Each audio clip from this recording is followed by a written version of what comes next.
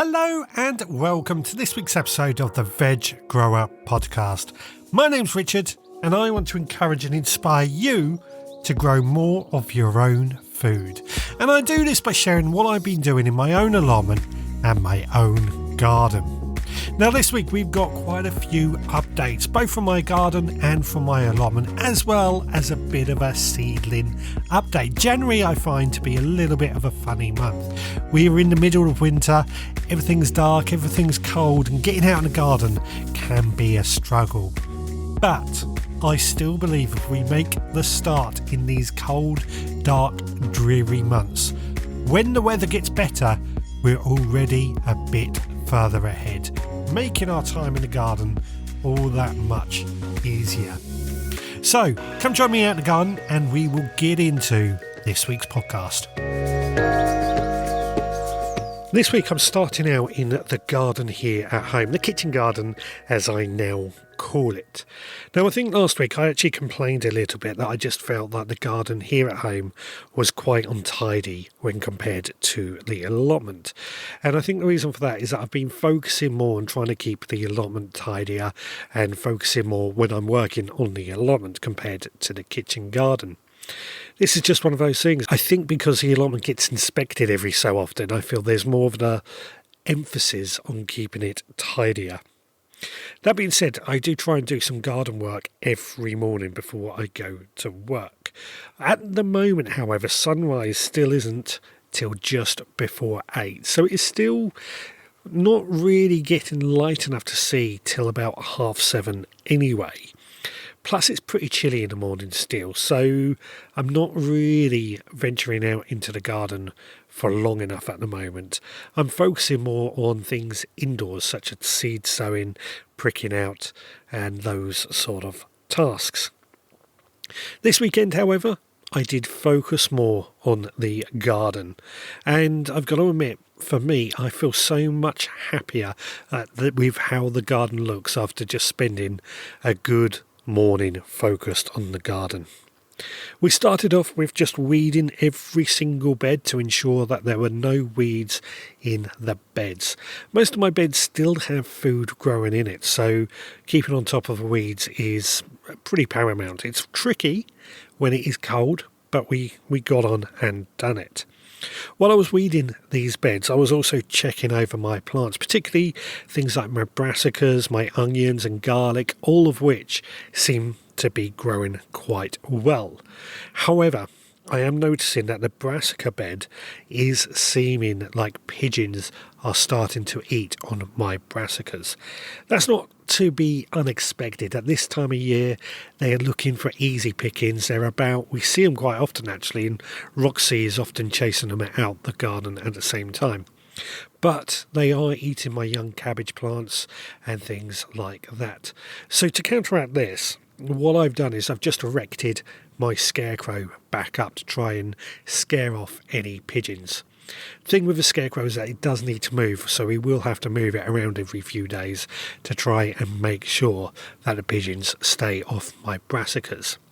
The other thing we could do, of course, is just net my brassicas. I'm not a fan of using nets. I've said many times in the past that I'm not a fan of using nets, but they do have a use at the same time. We could, of course, place our cloches over these beds as well in order to help warm up the soil and get them growing as well. I don't really want to do that because my cloches are in place in another bed where we're going to be getting some of our seeds growing a little bit earlier. So don't really want to do that just yet, but it's something we can certainly think of doing in the future.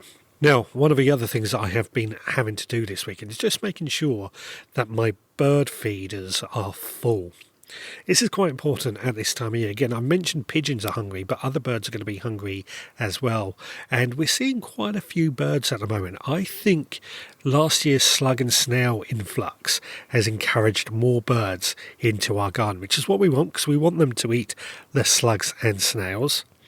But they're going to be hibernating at the same time, so just having the bird feeders up are encouraging a few more birds into our garden as well, making sure they get the food.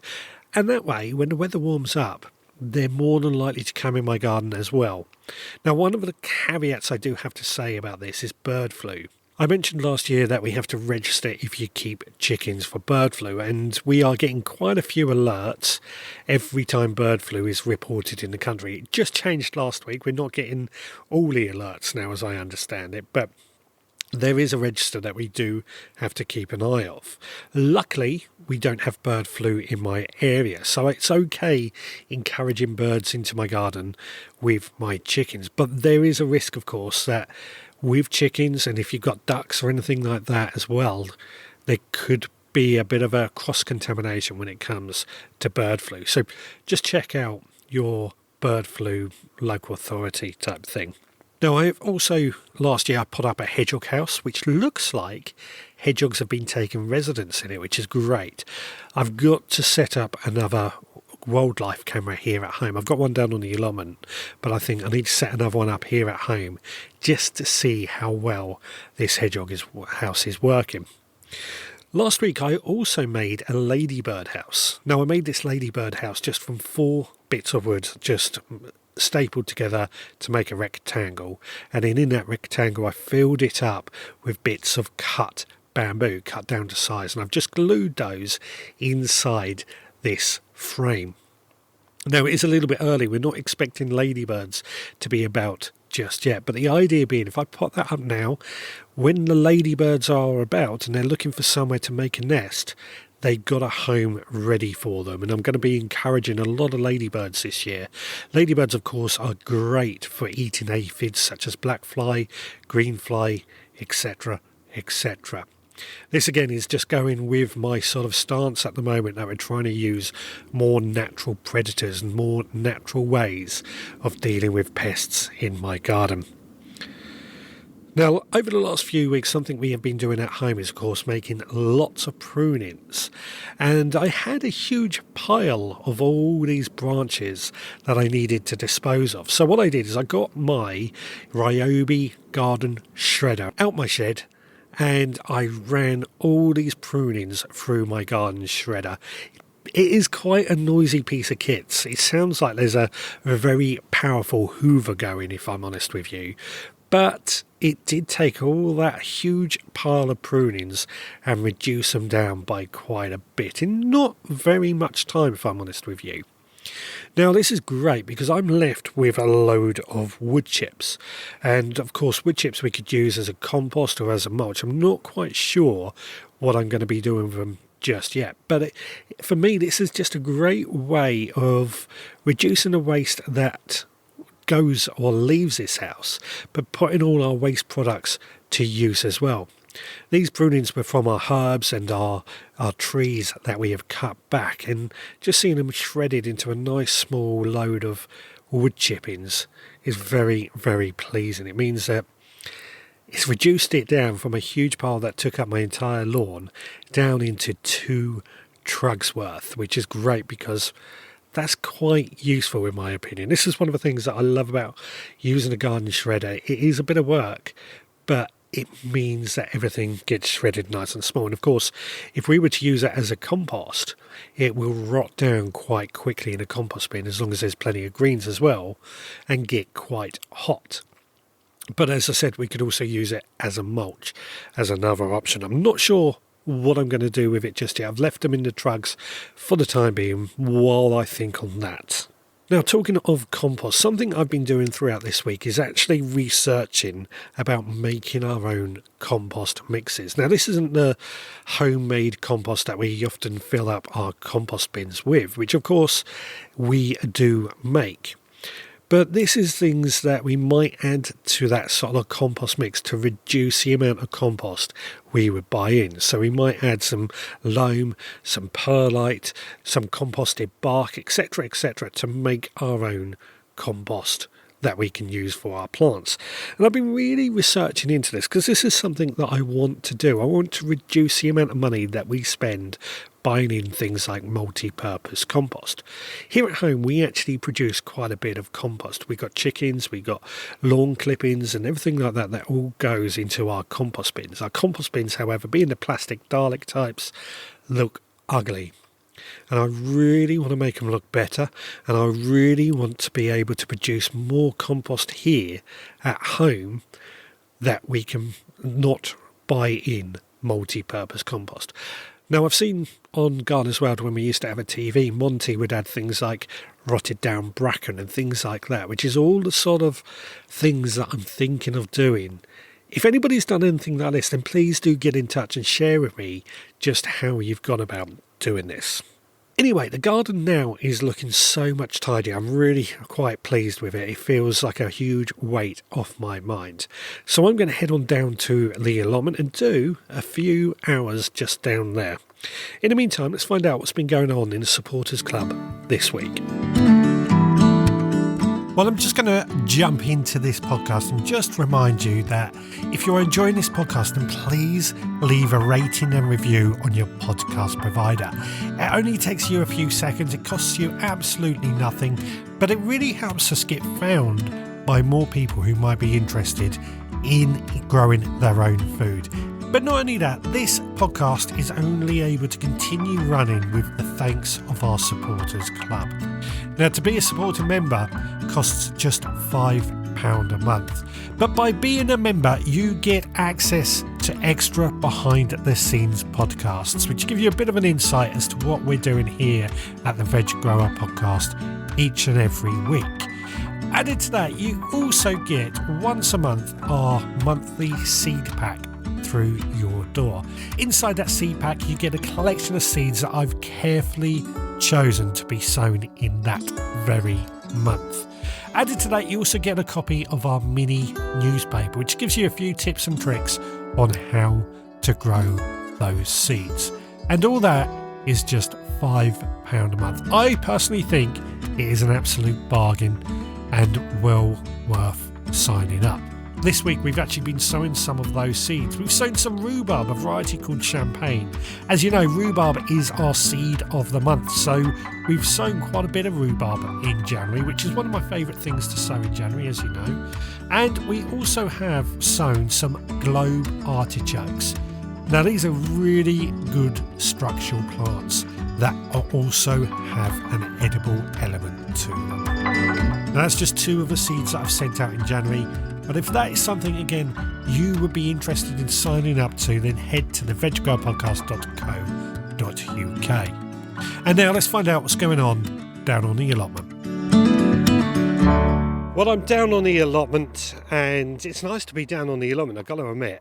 Although my time is very limited at the moment. I am really longing for longer evenings, longer days when I can get to the allotment after work, because I just find that making a daily visit, doing the allotment little and often, really does make a big difference. And when we get days like we're getting throughout January where it is cold, it is very difficult to really get stuck into anything without feeling the cold. However, our January targets are continuing. As you know, throughout January, we have been concentrating on the allotment in areas that we've always struggled with, be it the very top of my allotment, behind the greenhouses. But today, we've concentrated on the autumn raspberry bed. Now, the autumn raspberry bed is, of course, where I grow my autumn raspberries. And we actually pruned these back in December, which I did say at the time was a little bit early. Normally we'll be doing the autumn raspberries around February time, and to prune the autumn raspberries all we do is just basically cut all the stems down to ground level. This is why I like autumn raspberries. Summer raspberries have a different pruning routine, it's a bit more complicated, but autumn raspberries are so much easier in many ways. But added to that, if we were to leave a stem or two, we could actually get some early raspberries as well. I haven't done that this year. But the reason I haven't done it is because I've always found this raspberry bed to be very tricky to maintain. And what I decided to do today was actually tackle this entire bed. So what I've done is I've got in there and I have tried to remove as much of the weeds, the couch grass, as I possibly could. Not easy at all, because there is some of the roots are so stuck in the ground, and being a perennial bed, it's very difficult to really get anything out. Unless, of course, I dig up the raspberries, which is always an option. The great thing at this time of year is many of our plants are dormant, which means we can actually dig them up and replant them quite easily, and in theory they shouldn't have any problems getting established in the ground where they are to grow. And this is very much the premise of bare-rooted fruit trees and bushes, which are still currently available. In particular, I am seeing places like Tesco's and supermarkets like that are currently selling fruit trees for quite a low price, around £7-8 each. And if you buy two and have club cards, you can get them even cheaper. I know a few people in the Facebook group have been buying some of these trees. Now, the premise of these, I'm not buying any bare-rooted fruit trees this year. Well, that might change, of course. I might have plans if I suddenly see one. But the premise of these bare-rooted fruit trees is that you need to get them in the ground as soon as possible. Now, that is not always easy. If your ground is frozen, it's no good trying to dig the soil in order to get a tree in the ground. What I recommend then, what you need to do is just get the tree, this bare-rooted fruit tree, into a pot of fresh compost in order to get it just healed in and started. It will start to produce roots, especially as the weather warms up, but at least it is doing something. At least it is started off in the way that you want it to continue. And it's the same very much if we were to get these in the ground. We were to just dig a hole, pop the tree into the ground, backfill it, stamp it in, give it a support as well, and just stand back and wait. You'd be surprised how easily these things actually grow. And what's always surprising to me is when we buy these bare-rooted fruit trees and bushes, they literally are bare-rooted. You get a little tap root, the main root, but other than that, there's barely any other roots.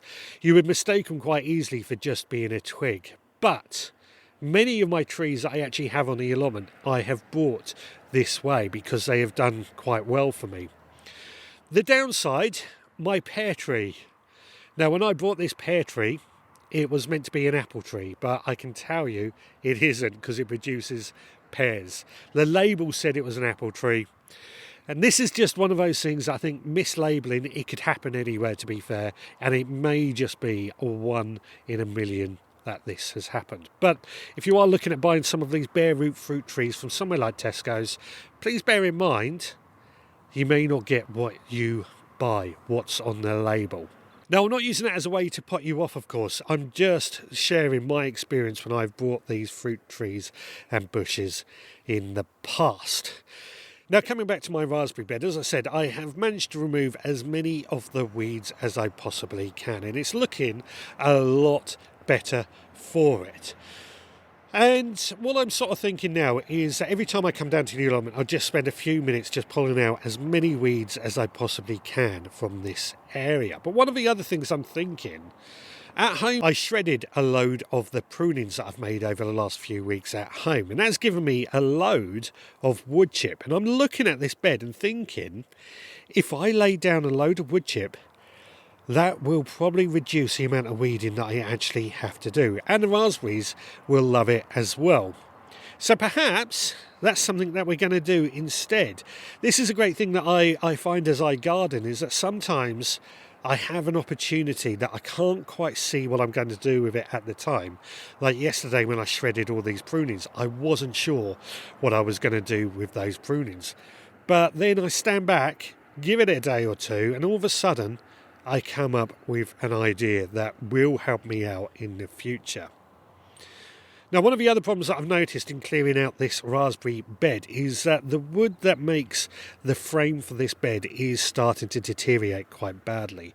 And when I've sort of thought about it, what I've realised is that this bed was made out of old pallet woods. It's one of the very original beds. So this wood is pretty old and it's done quite well. So what I might have to do before I lay down any mulch is replace this for the wood that I'm starting to use on building these beds on this side of the allotment instead. Again, this is one of the great things. At this time of year, we've got the time and we've got the opportunity to make all these adjustments as needed and to get the time to sort of check it out. Now, next to my raspberry bed, I do have my scruffy area. I always believe that every allotment will have a scruffy corner. And for me, this has been the area next to these raspberry beds. I've got my very large compost bin made out of corrugated iron, and that is absolutely full of compost material, which is rotting down. And because it is so full, we're going to have to start using some of the other compost bins when I create some compost material in the future. Not a huge problem, because actually that's the whole point of what we are trying to do. Next to those, I have my 2 leaf mould bins, and it's surprising just how much that leaf mould has dropped down. But next to that is the real scruffy area. I've got a couple of water butts that have leaks in it, so they're really not very useful. But it's also where I tend to store my hazel sticks and bamboo canes. Now, I don't have many bamboo canes, if I'm honest with you, but I do have quite a few hazel sticks. And hazel, of course, I produce on the allotment. The trouble I have with hazel sticks is storing them. I'm trying to figure out a way that I can really store these hazel sticks neatly and tidily, but also easily accessible.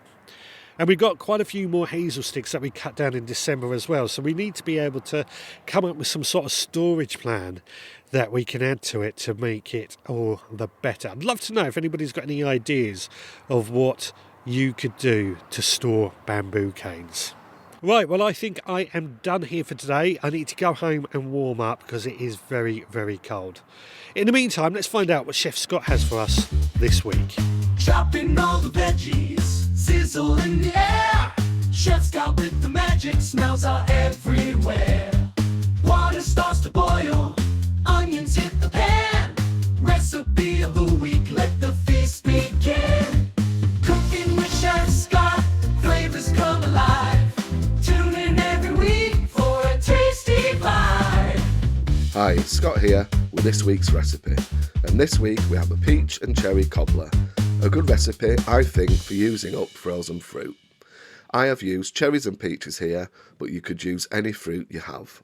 So, let's not delay and head to the kitchen and hear how it's made. As usual, you can find this recipe and others on the veggrowerpodcast.co.uk and on my Instagram page, Seed to Table, Plot 13. For this recipe, you will need, for the topping, 100 grams of plain flour, 50 grams of almonds, 85 grams of caster sugar, 1 teaspoon of baking powder, 75 millilitres of single cream, 1 teaspoon of vanilla extract. And for the fruit filling, 400 grams of peach slices, 400 grams of cherries, 85 grams of caster sugar and 1 teaspoon of plain flour. Method. Mix all the ingredients for the topping together to form a dough and set aside. Now mix the fruit, sugar and flour together and then put this into an oven-proof dish. And then top with dollops of the topping and bake in a preheated oven set at 170 degrees Celsius for 30 to 40 minutes. And that's the recipe done. And that's it from me this week. Well, that was another very tasty and delicious recipe from Chef Scott once again.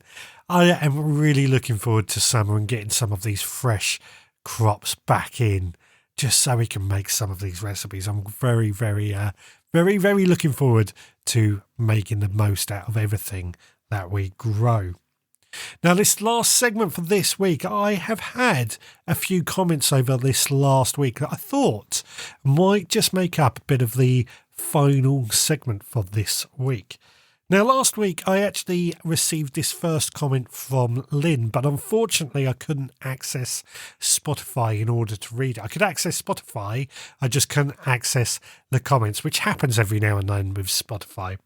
Now, Lynn actually said, "Hi, Richard. I'm going to be honest, I don't sow seeds in January. I spend the time working through my list of things to do indoors. Then I feel ready to move on onto my seed sowing at lists for spring." About rhubarb, can you actually taste the difference between the different varieties? Just a thought. Great podcast as always. Thanks, Lynn. Thank you as always, Lynn, for your comment. Now about the rhubarb. different varieties do have a slightly different flavour, I find. Not a huge difference, to be fair, but there is a slight different flavour. The real difference, I think, that comes with different varieties of rhubarb boils down to two things. Some varieties of rhubarb are earlier cropping and some varieties are later cropping. That's one of the big differences. The other difference is the actual size of their stems. So some rhubarb will be quite thin, spindly stems, but other rhubarb varieties will be quite thick stems that we are more used to with rhubarb. That's the main differences that I find so much with different types of rhubarb. And Typically Early is a variety of rhubarb that actually comes out very, very early, and I can already see it growing on my allotment as we speak. Now, the first part of that message is what I really want to talk about as well, because she says that she's not sowing any seeds. And I've got to say, I actually recommend that you don't sow seeds unless you have certain things in place. Now, one of the biggest examples that I have for proving this would be something like tomatoes. There's some seed varieties that will tell you can sow tomatoes in January. And I think I've used this example many times in the past. But I don't bother with tomatoes, except in certain circumstances that I'll come to in a moment. The reason I don't really sow tomatoes is that they can grow quite quick if they are warm. And if we sow them in January, we really want them in a heated greenhouse by mid-March into the bed so that they are large enough to grow.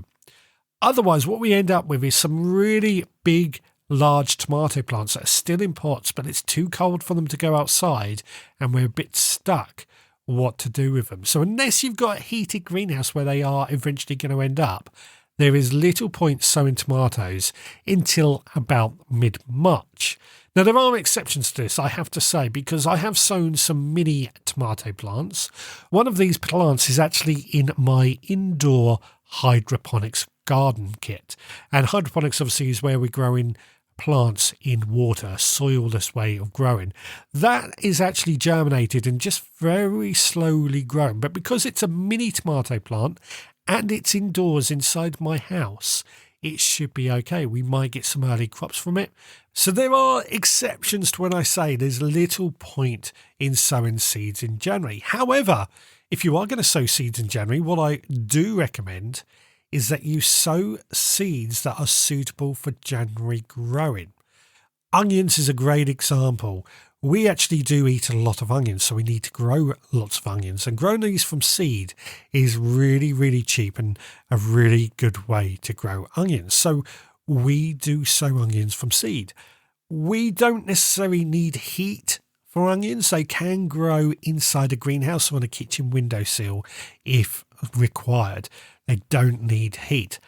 But I also do sow things like chilies and aubergines that I find need a really long growing season. But I sow those in my heated propagators where they get a bit of heat to get them started. And they also have grow lights which help get them growing strong. Now, this is actually a big point. My chilies that I sowed in December, they are actually out of the heated propagator, but they are under grow lights. They're growing very, very slowly at the moment. And the reason being is that they are not under any heat, really. They're in my kitchen, which can get a little cold if I'm honest, but they are under grow lights, and that is leading them to grow some good green leaves. So if you are looking to get an early start, then look at investing in heated propagators and grow lights. They are fairly cheap, but don't panic if you're not. Don't feel you have to sow loads of seeds in January. Now, I've also had another comment from NB-JP on Spotify, and she says, I say she for a reason, "Hi, this is my first time leaving a comment. I've been listening since COVID. Today you encouraged me to wrap up and get down to my little plot. I'm a supporting member and find the Seeds Advice magazine, extra podcasts and discounts great value. My question is, I've never grown onions from seed. I started them inside. They're now about 7 to 10 centimetres tall. When do I take them outside? P.S. We met at Gardeners World Birmingham last summer and you gave me a shout out after. Thanks." So if I'm not mistaken, That was Natalie, and I do remember meeting you at Gardeners World Live. Lovely to see you there, by the way. And yeah, onions. That is actually a really good example. I've said that's something that we can sow in December, January. Now, what I don't know is, do you have a greenhouse or a cold frame? But I will just share with you what I'm doing with my onions. So my onions were sown on Boxing Day. They've been in a heated propagator. They're now off the heat. And what I did with my onions is I actually sowed them into a long, thin tray all in one go. They are going to need pricking out quite soon because they are also about 7 to 10 centimetres tall. But they are on the thin side, but nothing unexpected, what I would expect to see at this stage. So I'm going to prick those out. I'm going to put them into individual plug plants to give them a bit more room, let the roots grow a little bit better, and hopefully that will encourage the onions to thicken up. Now, they will probably go out in my unheated greenhouse probably in the next couple of weeks. And then after that, they will probably start going out by the beginning of March and get them into the ground around mid-March as well. These are our spring planted onions. These are not our overwintered onions. These are spring planted ones. So we're looking mid-March, April when we are going to get those into the ground. But I don't know if you have a cold frame or a greenhouse, but these are great alternatives because onions are fairly hardy. Really, we want them to be a bit thicker and a bit tougher before they do go outside.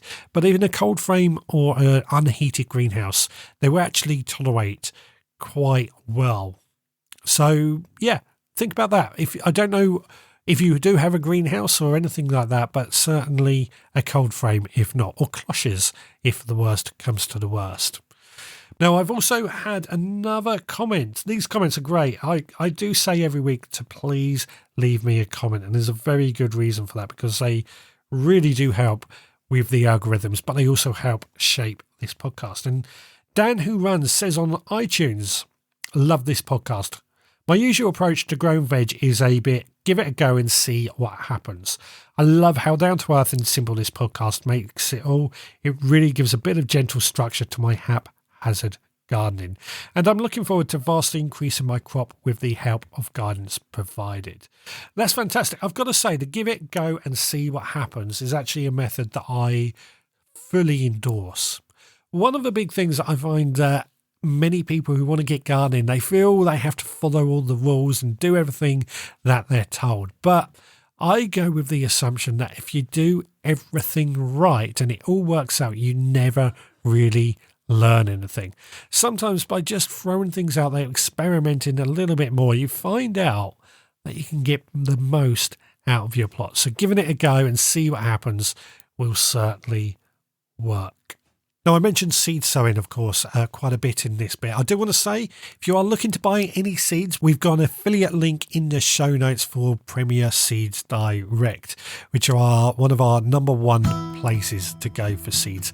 Very reasonably priced, very good seeds as well. If that is of interest to you, then please do go check them out. But something we are doing in 2025, AI is becoming a big thing. I'm not a huge fan of AI, but it is something that we need to keep an eye on. And I got AI to come up with a weekly seed list of seeds that we can sow every week in 2025. Well, this last week we've been sowing some asparagus, some radish, some mustard greens and some sweet peppers. Now, these have obviously only been sown this week, but I thought it might be a good idea to let you know what seeds AI recommends that we sow this week as well. So we've got basil, mustard and beetroot, which I both think will be in our veggie pods, outside but under cover basically. Aubergines, which are going to need to be sown indoors. Nasturtiums might be indoors or maybe in our greenhouse. And then Phacelia as a green manure. I'm a little unsure about the Phacelia, to be honest with you, but we'll give it a go and see if it works out. Like I said, I've asked AI to come up with a weekly seed sowing list, especially to take into account things like companion planting. If you've got anything you want to add, then please do leave us a rating and review on your podcast provider. It really only takes you a few seconds, but as you can see, it really helps shape this podcast, as well as get us found by more people.